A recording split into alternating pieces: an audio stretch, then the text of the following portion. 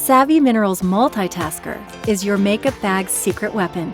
Here's how to use Multitasker as an eyeliner.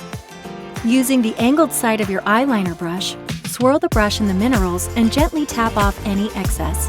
Now line your eye, following as close to the lash line as possible.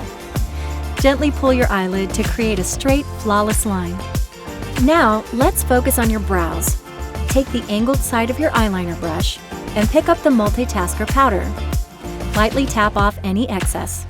Draw a clean line under your brow following its natural shape, adding a slight arch if you like.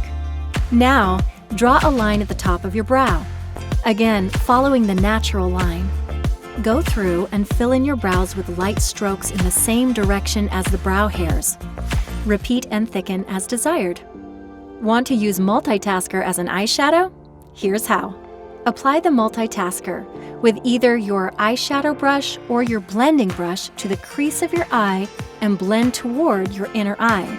Add as much Multitasker as you like to pump up the drama.